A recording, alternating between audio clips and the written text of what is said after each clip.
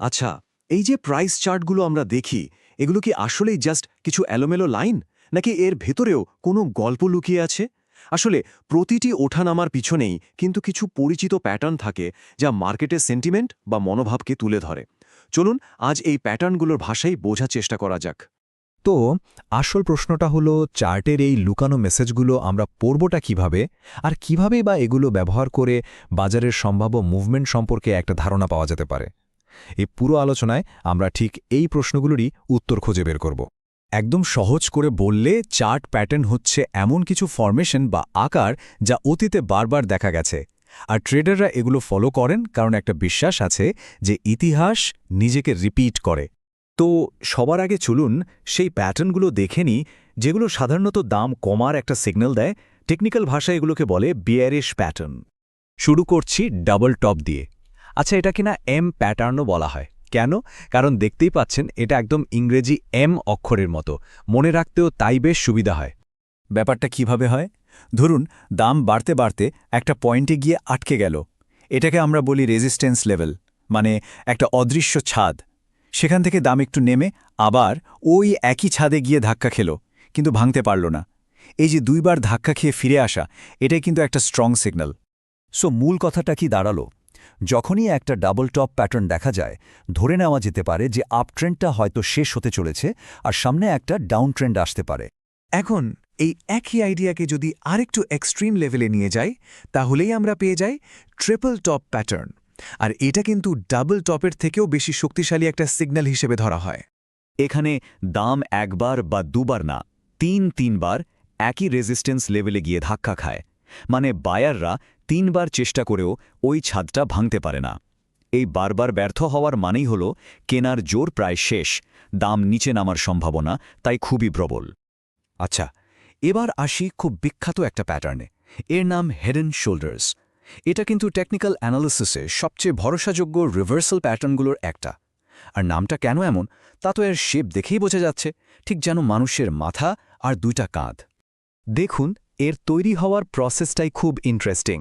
প্রথমে একটা হাই তৈরি হয়, যেটা হলো বাম কাঁধ। এরপর বায়াররা আরও জোরে একটা পোষ দেয়, তৈরি হয় তার থেকেও উঁচু একটা মাথা। কিন্তু এরপরই তাদের দম ফুরিয়ে আসে। পরের বার তারা শুধু প্রথম কাঁধের সমানে একটা ডান কাঁধ তৈরি করতে পারে। বায়ারদের এই দুর্বল হয়ে পড়াটাই কিন্তু আপট্রেন্ড শেষ হওয়ার একটা বড় সংকেত। সোজা কথায়, হেড অ্যান্ড শোল্ডার্স প্যাটার্ন মানে হল একটা লম্বা আপট্রেন্ডের গল্পটা শেষ হতে চলেছে, আর এরপর দাম কমার একটা বড় সম্ভাবনা তৈরি হয়েছে। আমাদের বিয়ারিশ প্যাটার্নের লিস্টের শেষে আছে ডিসেন্ডিং ট্রায়াঙ্গল। নামটা একটু কঠিন শোনালেও কনসেপ্টটা কিন্তু বেশ সহজ, আর এটাও দাম কমার একটা স্ট্রং সিগন্যাল। এখানে কি হয় দেখুন, সেলাররা ক্রমাগত চাপ বাড়াতে থাকে, যার ফলে প্রতিটা হাই আগেরটার থেকে নিচু হয়। কিন্তু অন্যদিকে বায়াররা একটা নির্দিষ্ট লেভেলে এসে দামটাকে আটকে রাখে। এটাকে বলে সাপোর্ট লেভেল, মানে একটা অদৃশ্য মেঝে। তো সেলাররা উপর থেকে চাপ দিচ্ছে আর বায়াররা নিচ থেকে ধরে রেখেছে। কিন্তু সেলারদের চাপটা এত বেশি থাকে যে শেষ পর্যন্ত এই মেঝেটা ভেঙে যায় আর দাম হুড়মুড়িয়ে নিচে নেমে আসে। বেশ, আমরা তো দাম কমার সংকেতগুলো দেখলাম। এবার চলুন মুদ্রার অন্য পিঠটা দেখি। মানে এখন আমরা সেই প্যাটার্নগুলো নিয়ে কথা বলবো যেগুলো দাম বাড়ার ইঙ্গিত দেয়। আর মজার ব্যাপার কি জানেন, এগুলোর বেশিরভাগই কিন্তু আমরা যা দেখলাম ঠিক তার উল্টো। যেমন ধরুন, এম প্যাটার্নের একদম উল্টো হল ডাব্লু প্যাটার্ন, মানে ডাবল বটম। এখানে দাম পড়তে পড়তে একটা নির্দিষ্ট সাপোর্ট লেভেলে, মানে একটা মেঝেতে এসে দুইবার ধাক্কা খায়, কিন্তু ভাঙতে পারে না। এরপরই উপরে উঠতে শুরু করে। এর মানে সেলারদের শক্তি শেষ, এখন বায়ারদের কন্ট্রোল শুরু। বুঝতেই পারছেন, এটা একটা সম্ভাব্য আপট্রেন্ডের সিগন্যাল। ঠিক একইভাবে ট্রিপল টপের উল্টোটা হচ্ছে ট্রিপল বটম। এখানে দাম তিনবার একটা শক্তিশালী সাপোর্ট লেভেল ভাঙার চেষ্টা করে ব্যর্থ হয়।